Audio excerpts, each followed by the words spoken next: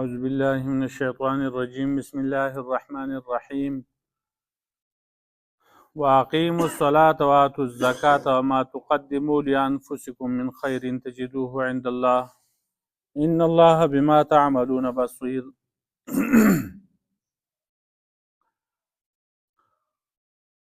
او قائم کوي منځونه ورکوي زکات او هغه شی چې تاسو دیږئ د خپل نفسونو دپاره مخکې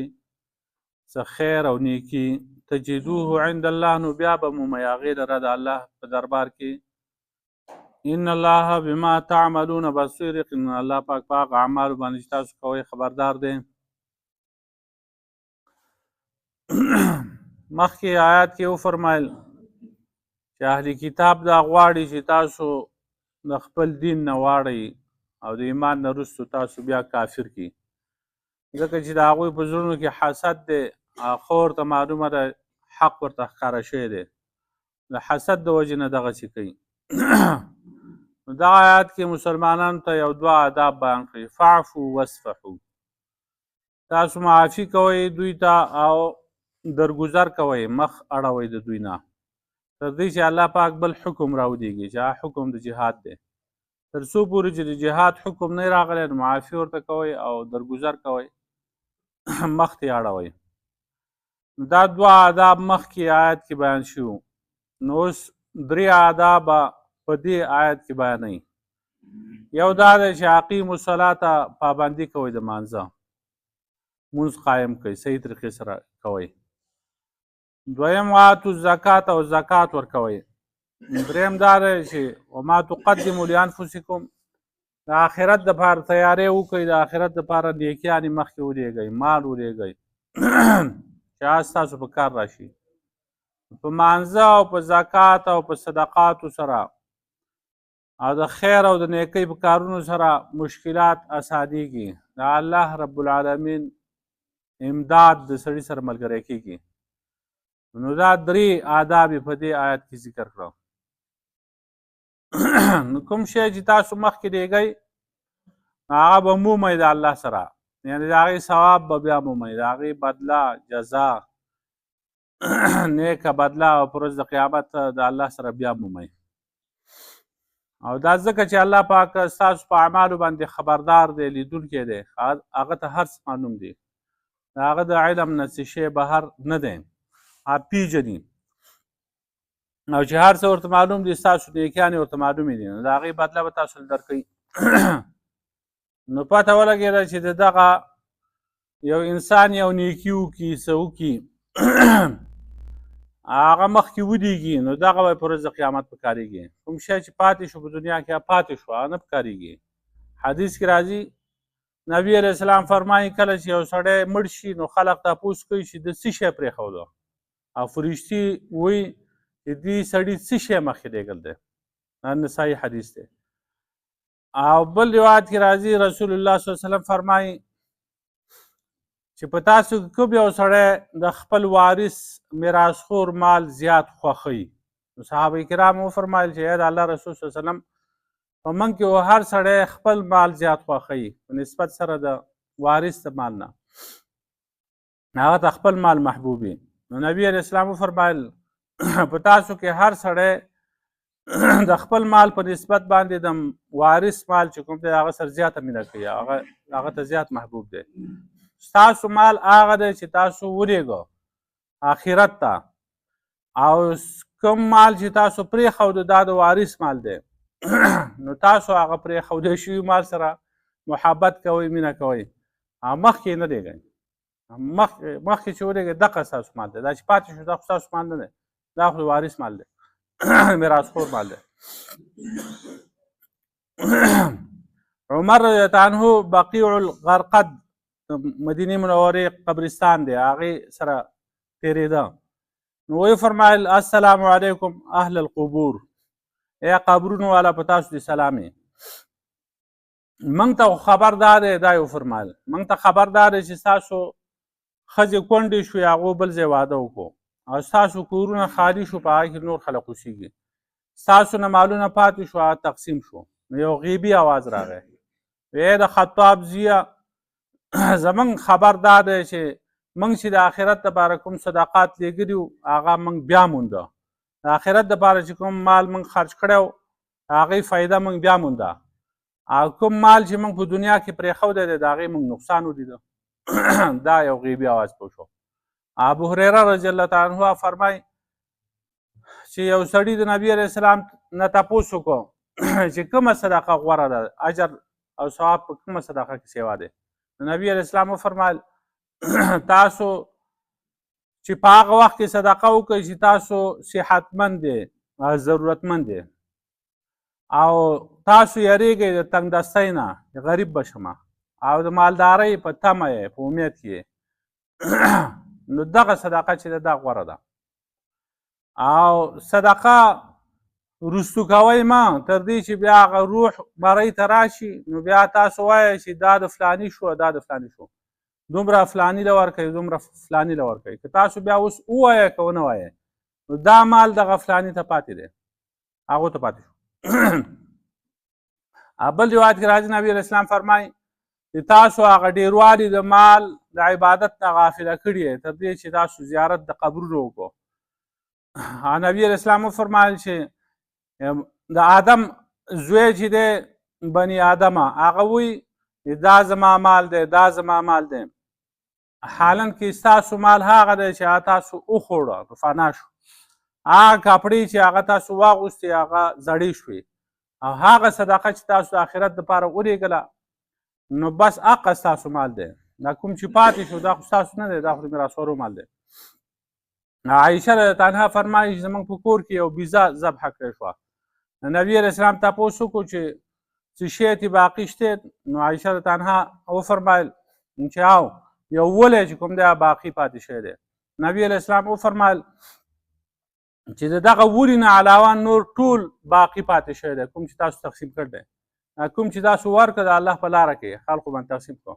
دغه جو پاتې شو. دا ولی چې دی دا نه دی پاتې شوی، دا خو تاسو کور کې پرېښو، دا نور ثواب وشو، هغه صدقه شو د آخرت دپاره تاسو ولېږله. بیا فرمایي چې وقالوا لن يدخل الجنة الا من كان هودا او نصارا، او وایي دا یهودیان او نصارا هرګز نه داخلېږي جنت ته مګر هغه څوک چې یهودي یا نصراني. یهودیان وایي چې صرف یهودیان به داخلېږي، نصارا مسلمانان مجوس هندوان سیکان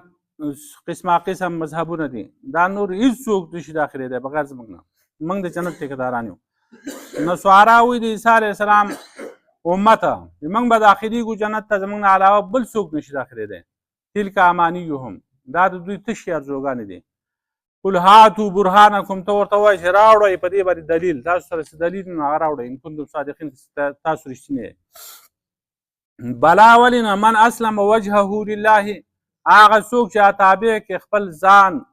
د الله دپاره، خپل مخ یعنې خپل ذات لله د الله دپاره، وهو محسن، او حال دا دی چې دی نیکي کوونکی، فله اجره عند ربه، نو د ده دپاره اجر دی د ده د رب په نسب باندې. ولا خوف علیهم ولا هم یحزنون، نه به یره په دوی باندې نه به دوی غمجن شي. نو یهود وایي چې جنت ته موږ داخلېږو زموږ نه علاوه بل څوک نه داخلېږي، نصارا وایي چې جنت ته موږ داخلېږو زموږ نه علاوه بل څوک نه داخلېږي. الله پاک پرې رد وکړو چې دا تشې ارزوګانې دي. اماني چې کوم دی د امنیه جمع ده. امنیه دې ته ویلی کېږي چې کار سړی نه کوي او تمه لري، یو کار تیاری سړی نه کوي، یو کار تیاري، او وایي دا وایي وبشي ځه دا کار به کېږي، دغسې نه کېږي. د یو شي لپاره تیاري په کار ده، د هغې نه وروستو بیا یو رجا ده. رجا چې کوم ده هغه ټیک ده. اوس هم ایمان چې دی هغه د امید د رجا او د خوف په منځ کې دی. وایي هغه سړی کار کوي او خدای ته سپاري او په تمه یې چې انشاءالله خدای پاک به د دې ثواب راکوي او خدای پاک به دا کار زما کوي، هغه جایز ده. او دا امنیه چې ده دا کار نه کوي، هسې په تمه یي دا کار دا به وشي دا به وشي، زه به جنت ته ځم، جنت ته به زه ځم. نو تا کړي څه دي چې ته جنت ته ځې؟ نو دا د دوی تشې ارزوګانې دي. که په دې باندې تاسو سره څه دلیل وي نو هغه راوړئ که تاسو رښتینی یې. نو مخکې آیت کې هم دا فرمایلي وو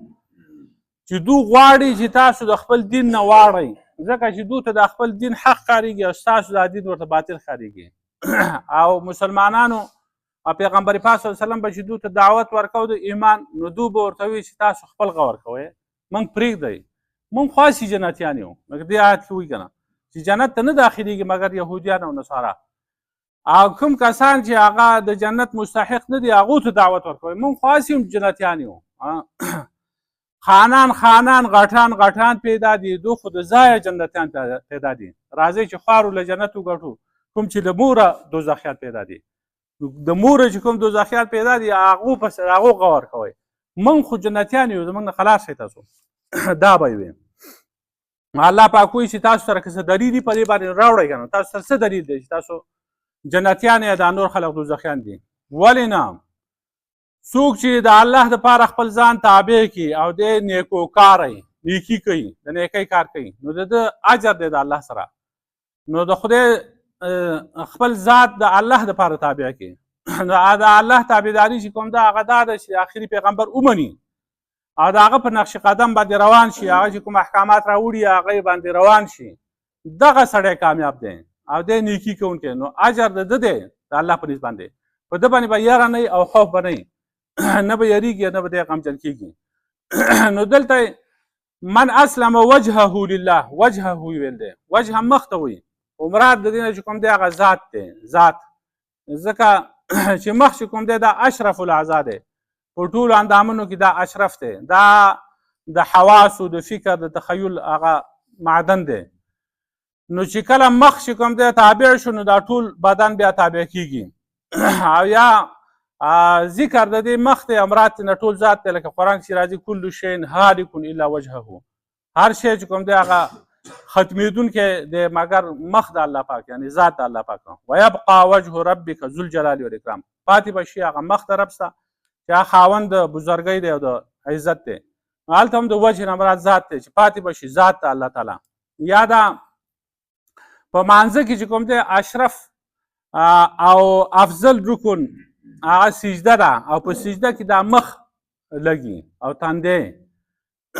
نو د دې نه تعبیر ځکه کړی چې کوم کسانو چې هغه خپل د مخ تابع کړل د الله لپاره سجده کوي او د پیغمبر په طریقه باندې چلیږي دغه کسان چې کوم دي کامیاب دي په هغو دپاره اجر دی په هغو باندې به یره نه وي په هغو به غمجن نه وي ستاسو دا خبرې دا بې دلیله دي چې تاسو وایئ یهود یا نصارو چې موږ به جنت ته ځو زموږ نه علاوه بل څوک جنت ته نشته دا دروغ دي واقیموا الصلاة وآتوا الزکاة او پابندي کوئ د مانځه او ورکوئ زکات وما تقدموا لانفسکم هغه شی چې تاسو مخکې لرئ د خپل نفسونو دپاره من خیر څه خیر نیکي تجدوه عند الله نو بیا به مومئ هغې لره د الله په نسبت باندې ان الله بما تعملون بصیر یقینا الله پاک په هغه اعمالو باندې چې تاسو کوئ لیدونکی دی وقالوا وایي دوی لن یدخل الجنة هرگز نه داخلیږي جنت ته الا من کان هودا مګر هغه څوک چې هغه یهودي او نصارا یا نصراني تلک امانیهم دا تشې ارزوګانې د دوی دي قل هاتوا برهانکم ته ووایه راوړئ خپل دلیل ان کنتم صادقین که تاسو رښتینې بلا ولې ده ولې به نه داخلیږي من اسلم وجهه څوک چې تابع کړي خپل ذات لله د الله دپاره وهو محسن حال دا دی چې هغه نیکي کوونکی فله اجره عند ربه نو د دپاره اجر دی د رب په نسبت باندې ولا خوف علیهم ولا هم یحزنون او نه به یره په دوی باندې او نه به دوی غمجن شي ربنا ظلمنا انفسنا وان لم تغفر لنا لا اله الا انت سل لي امري واحلل عقدة من لساني صلى الله تعالى